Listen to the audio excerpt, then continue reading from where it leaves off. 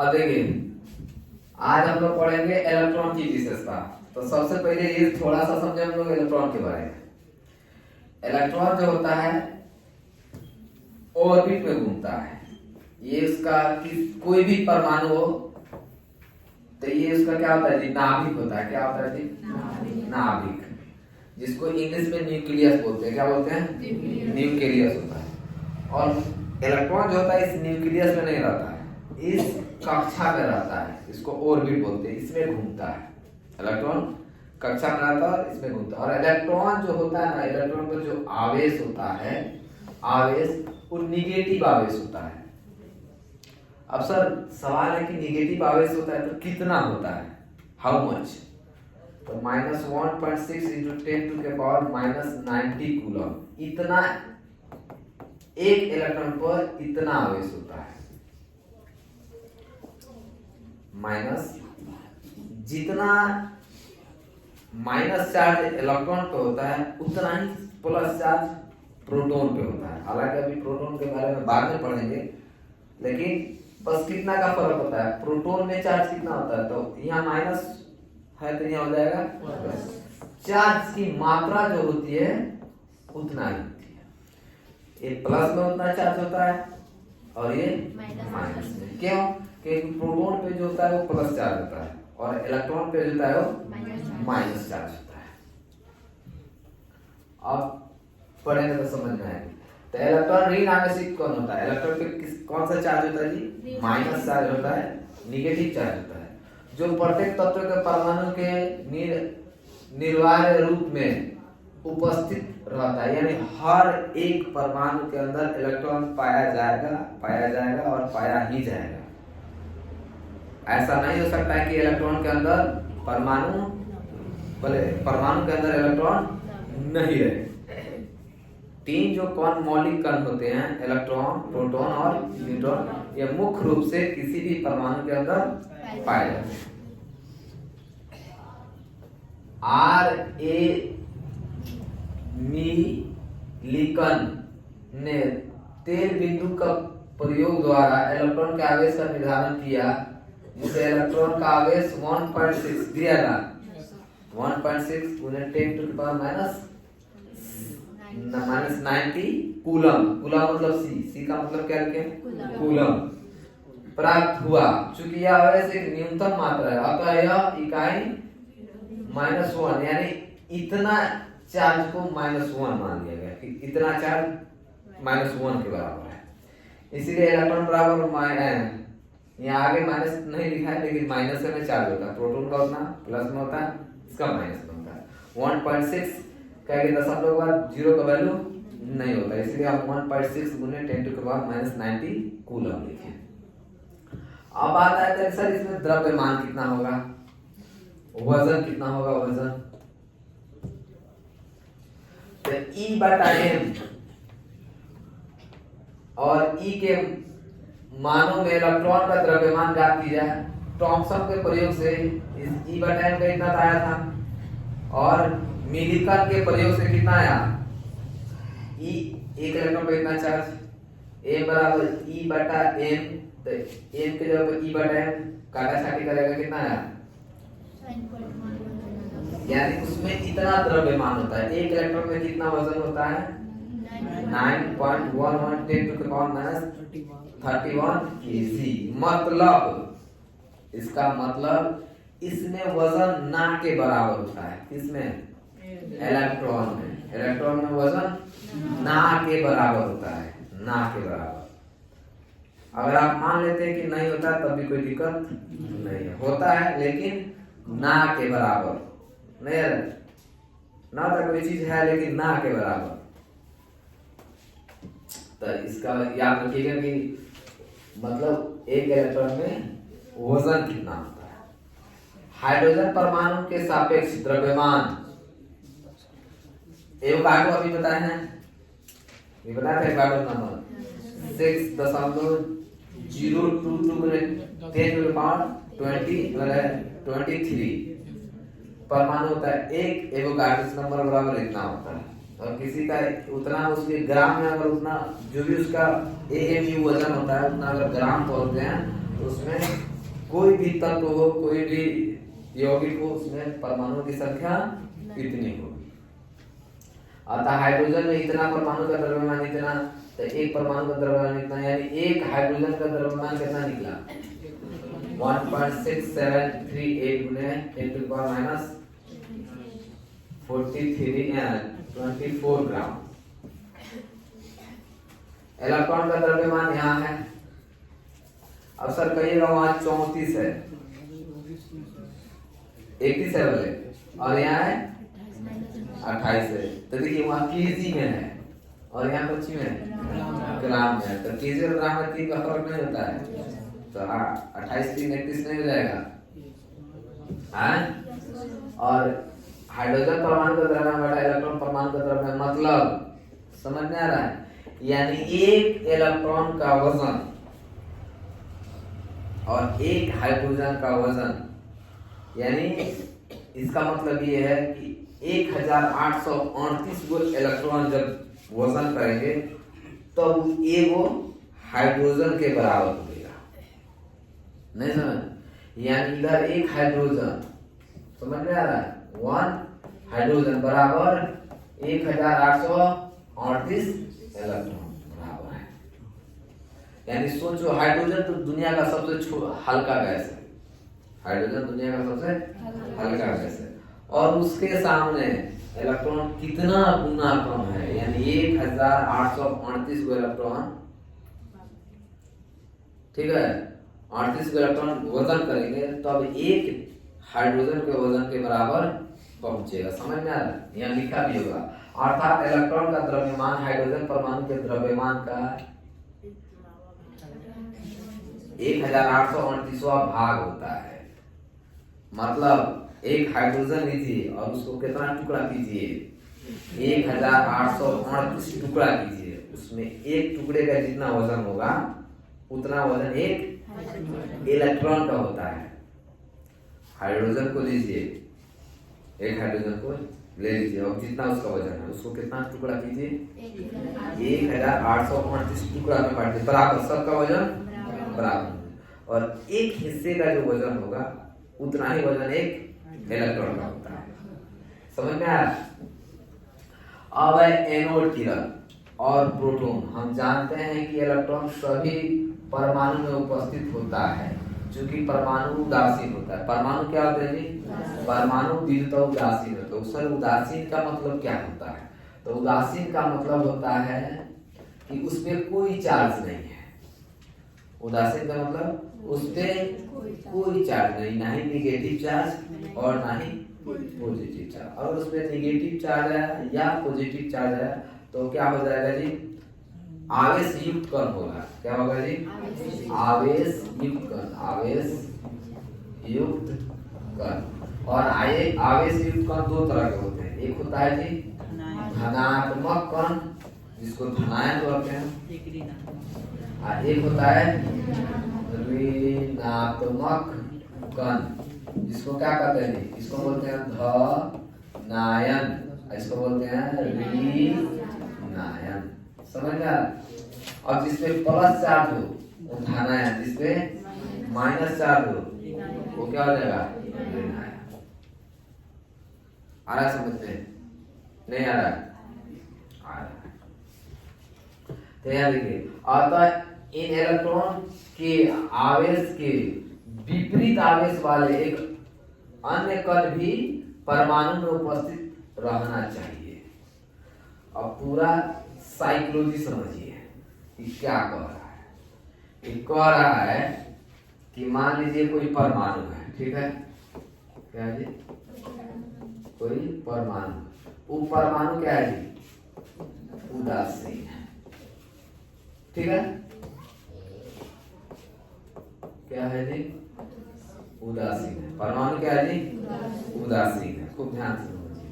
और उसमें हम अभी पढ़े किसके बारे में जी, इलेक्ट्रॉन के बारे में। इलेक्ट्रॉन में कौन सा चार्ज होता है जी, माइनस चार्ज होता है। माइनस में कितना होता है, 1.6 × 10⁻⁹ कूलम, इतना होता है। तो एक परमाणु है, ठीक है, और इस परमाणु में इलेक्ट्रॉन है और इलेक्ट्रॉन पे निगेटिव चार्ज है। क्या जी? निगेटिव चार्ज है। और इस टोटल परमाणु के ऊपर देखा जा रहा है तो कोई चार्ज नहीं है, ना ही प्लस का चार्ज। और इसका मतलब ये है कि जितना इलेक्ट्रॉन इस परमाणु के अंदर माइनस चार्ज के रूप में मौजूद है, उतना ही एक और कण पॉजिटिव चार्ज के रूप में होना चाहिए, तभी ये पूरा परमाणु उदासीन हो सकता है। वरना इसमें इलेक्ट्रॉन है और इलेक्ट्रॉन पे माइनस चार्ज है, तो इस परमाणु के ऊपर क्या होना चाहिए? चार्ज, माइनस चार्ज होना चाहिए। नहीं यार, समझ रहे हैं? इसमें इलेक्ट्रॉन है, इस मान लीजिए घर में है, तो घर में अगर माइनस है तो पूरा घर माइनस है ना दिखेगा जी। ये परमाणु मान लीजिए इलेक्ट्रॉन का घर है और इस घर में इलेक्ट्रॉन रहता है और इलेक्ट्रॉन का कौन सा चार्ज है? तो पूरे घर पर कौन सा चार्ज होना चाहिए? माइनस। लेकिन देखा जाता है तो कोई चार्ज नहीं है, ना ही माइनस का ना ही प्लस का।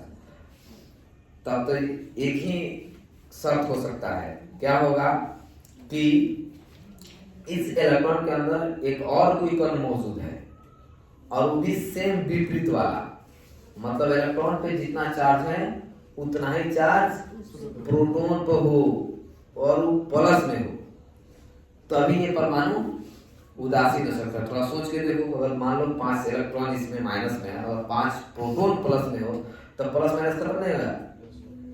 नहीं है समझ में? जितना प्लस उतना ही माइनस, तो कौन हो जाएगा? उदासीन। अगर प्लस की संख्या बढ़ती है या माइनस की संख्या बढ़ती है तो कौन क्या हो जाएगा? आवेश युक्त कौन हो जाएगा। अगर प्लस की संख्या ज्यादा हो तो धनायन हो जाएगा, माइनस की संख्या ज्यादा हो तो ऋणायन हो जाएगा। आ रहा समझ में? नहीं आ रहा है? तो देखा गया कि परमाणु उदासीन है और परमाणु में इलेक्ट्रॉन है माइनस में है, अभी उदासीन कैसे है? तो जरूर इसके अंदर कोई ना कोई एक अन्य चार्ज है जो प्लस में है। क्या है? प्लस में। समझ में आ रहा है? हाँ। तो अभी क्या होगा जी? तो प्रोटॉन कहाँ रहता है? नाभिक में रहता है। इलेक्ट्रॉन कहाँ रहता है? कक्षा में रहता है। इलेक्ट्रॉन कहाँ रहता है? ऑर्बिट में रहता है, कक्षा में रहता है। प्रोटॉन कहाँ रहता है? नाभिक में रहता है। चलिए, परमाणु में धन आवेश युक्त कण के अस्तित्व का प्रमाण किसने दिया जी? यानी अगर आपसे पूछा जाए कि प्रोटॉन का खोज किसने किया, इसका खोज, प्रोटॉन का खोज किसने किया? तो गोल्डस्टीन ने किया। किसने किया? गोल्डस्टीन ने प्रोटॉन का खोज किया। समझ में आ रहा है? चलिए, गोल्डस्टीन ने बताया कि यदि विसर्ग नली में कैथोड में बारीक छिद्र कर दिया जाए और निम्न दाब पर अधिक विभवांतर पर विद्युत धारा प्रवाहित की जाए तो कुछ विशेष प्रकार की किरणें एनोड से कैथोड की ओर गमन करती है, जिन्हें एनोड किरण कहते हैं। चूंकि ये किरणें धन आवेश युक्त होती है, अतः इन किरणों, इन्हें धन किरण भी कहते हैं। किरणों के कैनाल किरण भी कहा जाता है, क्योंकि इन किरणों का गमन कैथोड की, देखिए इसमें हुआ का कि दो हिस्सा जोड़ा गया, एक ये प्लस वाला, एक तो देखा गया क्या इसमें हाई वोल्टेज जो बढ़ाया गया, तो देखा गया कि कुछ किरण इसमें से निकल के इधर चलती है, समझ में आया, और कुछ किरण निकल के इधर जा रही है। तो यहाँ से जो किरण गई माइनस वाला, उसको इलेक्ट्रॉन कहा गया, और यहाँ से जो किरण आई उसको क्या कहा गया? प्रोटॉन कहा गया। समझ में आया? इधर जा रहा है, तो ये माइनस वाला किधर जाना चाहेगा? प्लस वाला किधर जाना चाहेगा? एनोड या धन किरणों के गुण, एनोड किरण सीधी रेखा में परंतु कैथोड किरण की विपरीत दिशा में गमन करती है। देखिए एनोड किरण सीधी जाती है, ये सीधी जाती है, और कैथोड किरण भी क्या जाती है? सीधी जाती है। लेकिन एक ये दोनों एक दूसरे के किधर गमन करते हैं? विपरीत। जैसे विपरीत का मतलब होता है उल्टा। देखिए खुद ध्यान से, अगर एनोड किरण इधर जा रही है तो कैथोड किरण इसके विपरीत जा, तो ये भी सीधा रही है, जा ई भी सीधा रही है, नहीं समझ, लेकिन एक दूसरे के विपरीत। तो कैथोड किरण और एनोड किरण दोनों एक दूसरे के विपरीत गमन करते हैं, यानी विपरीत चलते हैं, विपरीत दिशा में गति करते हैं। इसके मार्ग में अपारदर्शक वस्तु रखने पर वस्तु की छाया बनती है। जिस तरह पहले इलेक्ट्रॉन कैथोड किरण में हम देखे थे, किरणों के मार्ग में हल्का 5 यानी पैडल व्हील रखने पर यह अपने दूरी पर क्या करता है जी, नाचने लगता है। यह सिद्ध होता है कि किरणें आते हैं छोटे कण द्रव्य कणों से बनी होती है।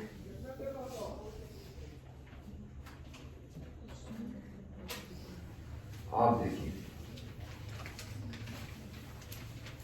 इन किरणों की प्रकृति विशाल नाली गैस की प्रकृति पर निर्भर करती है। विभिन्न गैसों के लिए आवेश E और द्रव्यमान M का अनुपात भिन्न होता है। विशाल नाली में हाइड्रोजन गैस का प्रयोग करने पर इन अनुपात का मान अधिकतम होता है। हाइड्रोजन से प्राप्त धन किरणें एक ही प्रकार के धनात्मक कण की बनी होती है, जिन्हें हम प्रोटॉन कहते हैं। क्या कहते हैं जी? अब हम क्या समझेंगे प्रोटॉन का गुण, यानी यहाँ देखिए खूब ध्यान से पढ़ रहा है प्रोटॉन कैसे होगा। अच्छा, हाइड्रोजन के बारे में दिया, हाइड्रोजन के बारे में दिया, तो थोड़ा इसका पूरा मैकेनिज्म समझेंगे कि कैसे प्रोटॉन बन जा रहा है। तो मान लीजिए हाइड्रोजन है, तो हाइड्रोजन का परमाणु संख्या कितना होता है? 1 होता है, यानी इसके अंदर एक इलेक्ट्रॉन होता है और एक प्रोटॉन होता है। एक इलेक्ट्रॉन माइनस में एक प्रोटॉन प्लस, समझ में आ रहा है? एक इलेक्ट्रॉन माइनस में और एक प्रोटॉन प्लस में होता है। खूब ध्यान से समझिए। तो मान लीजिए एक प्रोटॉन प्लस में बैठा है और एक इलेक्ट्रॉन माइनस में। तो जब हाइड्रोजन है उसमें से हम एक इलेक्ट्रॉन को क्या कर रहे हैं? निकाल देंगे। यहाँ से निकाल देंगे तो इसमें क्या बचेगा? प्रोटॉन बचेगा। इसीलिए हाइड्रोजन पर चला गया H प्लस, तो किसका और H पर जो प्लस आया वो किसके कारण है? क्योंकि यहाँ से इलेक्ट्रॉन को काटे हम हटा दिए। तो अब इस घर में केवल कौन बचा? प्रोटॉन। अब इस प्रोटॉन का प्रभाव पूरा घर पर होगा। तो ये किस, अब केवल अकेले ना प्रोटॉन बचा, नाम हाइड्रोजन है ठीक है, एक इलेक्ट्रॉन था एक प्रोटॉन था, इलेक्ट्रॉन को निकाल दिए तो बचा कौन? प्रोटॉन। तो ये किसकी तरह काम करेगा? हाइड्रोजन प्लस, क्योंकि हाइड्रोजन पे जो प्लस आया है इसी प्रोटॉन की वजह से आया है, ठीक है। इसीलिए ऐसा यहाँ देखा गया है। देखिए यहाँ दिया है H में से एक इलेक्ट्रॉन निकाल दे रहा तो क्या बचता है? H plus. समझ में आ रहा है? एक प्लस और माइनस की संख्या थी, दोनों एक दूसरे को करेगा उदासीन करेगा, वहां से माइनस आ गया तो अब प्लस में जा रहा होगा जी, इसीलिए इस पर प्लस का चार्ज है। प्रोटॉन के गुण, तो प्रोटॉन का खोज कौन किया था? इतना याद रखिएगा, गोल्डस्टीन। प्रोटॉन एक धन आवेशित कण है, इलेक्ट्रॉन ऋण आवेशित कण है, प्रोटॉन धन आवेशित कण है। इसका आवेश इलेक्ट्रॉन के आवेश के बराबर होता है, बताया था ना। इस पे जितना चार्ज होता है, यानी प्रोटॉन पे जितना चार्ज होता है उतना ही चार्ज इलेक्ट्रॉन पे, लेकिन इलेक्ट्रॉन उतना ही चार्ज माइनस में होता है और प्रोटॉन पे उतना ही चार्ज प्लस में होता है। किंतु विपरीत चिन्ह वाले होते हैं। विपरीत चिन्ह मतलब E गुणा अगर प्लस है तो दूसरे वाले पे माइनस, तो प्रोटॉन प्लस में इलेक्ट्रॉन माइनस में।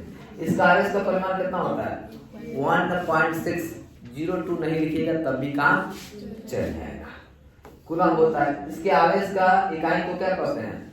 इस पे जितना चार्ज होता है उसको +1 आवेश कहते हैं, और इलेक्ट्रॉन पे जितना आवेश होता है उसको -1 आवेश कहते हैं। आ रहा समझ में? नहीं आ रहा है? द्रव्यमान चलते हैं समझने। द्रव्यमान इलेक्ट्रॉन का भी पढ़े थे, अब प्रोटॉन का पढ़े थे। हाइड्रोजन परमाणु प्रोटॉन इलेक्ट्रॉन से लगभग कितना गुना भारी होता है? प्रोटॉन कितना भारी होता है? 1838 गुना भारी होता है। किससे? इलेक्ट्रॉन से। बात अब इलेक्ट्रॉन और प्रोटॉन के बीच हो रही है। तो इलेक्ट्रॉन बहुत हल्का होता है, प्रोटॉन बहुत भारी होता है। यानी एक इलेक्ट्रॉन, हाइड्रोजन को इलेक्ट्रॉन निकाल के बराबर किया गया, यानी एक इलेक्ट्रॉन कितने प्रोटॉन के बराबर होगा? घबरा गया, क्या कि प्रोटॉन भारी है, यानी एक प्रोटॉन 1838 इलेक्ट्रॉन के बराबर होगा। यानी उसका वजन उतना गुना ज्यादा होता है। 1838 गुना प्रोटॉन का वजन ज्यादा होता है और 1838 गुना इलेक्ट्रॉन का वजन कम होता है। जैसे मान लीजिए कोई बच्चा और कोई भारी आदमी, समझ रहे हैं? तो भारी आदमी मतलब प्रोटॉन, बच्चा मतलब इलेक्ट्रॉन। और एक प्रोटॉन यानी एक बड़ा आदमी कितने बच्चों के बराबर रहते हैं? 1838 को बच्चा रखेगा तो वो एक बड़ा आदमी के वजन के बराबर होगा। समझ में आ रहा है? तो प्रोटॉन भारी होता है, इलेक्ट्रॉन हल्का होता है। कितना भारी होता है प्रोटॉन? 1838 गुना भारी होता है। इलेक्ट्रॉन कितना हल्का होता है? 1838 गुना हल्का होता है। समझ में आया? गुना भारी होता है। प्रोटॉन का द्रव्यमान हाइड्रोजन के द्रव्यमान के लगभग, एक प्रोटॉन जितना भारी होता है उतना एक हाइड्रोजन भारी होता है। अब इनके बीच में रिलेशन आपसे पूछे तो एक प्रोटॉन बराबर 1838 केजी इलेक्ट्रॉन, या एक हाइड्रोजन बराबर 1838 इलेक्ट्रॉन। समझ में आ रहा है? क्या कि एक प्रोटॉन बराबर एक हाइड्रोजन। समझ में आ रहा है? एक प्रोटॉन का वजन एक हाइड्रोजन के बराबर होता है। समझ में आया? तो हाइड्रोजन से भी हम रिलेशन करके इलेक्ट्रॉन का समझे और प्रोटॉन से भी समझे। आया समझ में? तो इसका सापेक्ष द्रव्यमान, इसका खुद का वजन और निरपेक्ष द्रव्यमान यानी एकदम अलगे वजन, इसका कितना होता है वजन अलगे? 1.67 और इसके तुलना में इसका वजन कितना होता है? मतलब प्रोटॉन के इलेक्ट्रॉन की तुलना में प्रोटॉन का इतना। तो इसी को मान लिया कितना गया? 1 AMU बताया जिससे पहले एटॉमिक मास यूनिट। AMU का फुल फॉर्म होता है एटॉमिक मास यूनिट। अब हम कल पढ़ेंगे आप लोग कौन सा? थॉमसन का परमाणु मॉडल। यानी थॉमसन ने परमाणु को कहा कि परमाणु अगर होता है तो कैसा होता है। थॉमसन एक साइंटिस्ट है, उन्होंने परमाणु के बारे में अपना विचार दिया कि परमाणु ऐसा होता होगा, इसलिए कि परमाणु बहुत छोटा था। शुरू में खोज हुआ था, डायरेक्ट उतना बड़ा माइक्रोस्कोप या इलेक्ट्रॉनिक माइक्रोस्कोप था नहीं कि आदमी देख ले। तो प्रयोग के आधार पर निर्णय लोग निकालता था, ठीक है ना? तो उन्होंने जो प्रयोग किया और जो निर्णय निकाला उसके बारे में हम कल पढ़ेंगे। और वो प्रयोग किस पे किया? परमाणु पे किया। तो उसी के परमाणु के बारे में जो प्रयोग करके उन्होंने जो विचार व्यक्त किया उसी को कहते हैं परमाणु मॉडल का, थॉमसन का परमाणु मॉडल। ठीक है।